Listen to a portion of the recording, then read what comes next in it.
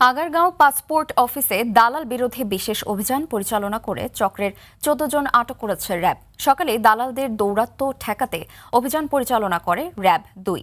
এ সময় হাতে নাতে ১৪ জনকে আটক করা হয়। এদের মধ্যে ৬ জনকে ৫ দিন করে বিনাশ্রম কারাদণ্ড এবং ৩ জনকে প্রাথমিক জিজ্ঞাসাবাদ শেষে অব্যাহতি দেওয়া হয়। বাকি আটক ব্যক্তিদের বিষয়ে তদন্ত করে ব্যবস্থা নেওয়া হবে। জনসাধারণকে নিজেদের তত্ত্বাবধানে পাসপোর্টের ফর্ম পূরণ, প্রয়োজনে পাসপোর্ট অফিসের সহায়তা নেওয়ার আহ্বান জানিয়েছেন পাসপোর্টের উপপরিচালক ইসমাইল হোসেন। অভিযানের পর র্যাব জানিয়েছে, দালাল চক্রের বিরুদ্ধে নিয়মিত অভিযান পরিচালনা করা হলেও তাদের কার্যক্রম পুরোপুরি নিয়ন্ত্রণে আনা এখনো সম্ভব হয়নি। আমরা ৬ জনকে ৫ দিন করে বিনাশ্রম কারাদণ্ডে দণ্ডিত করি এবং বাকি ৩ জনকে আমরা অব্যাহতি প্রদান করা হয়। অন্যদের বিষয়ে আমাদের কার্যক্রম চলমান রয়েছে, তাদের যাচাই বাছাই প্রক্রিয়া চলমান রয়েছে। এখন ফর্মও সহজ, ফর্মে অ্যাটেস্টেশন নাই, এক্সট্রা কাগজ দিতে হয় না। তো সার্বিকভাবে আমরা আমাদের চেষ্টা চলমান আছে। আপনাদের প্রতি সাধুবাদ।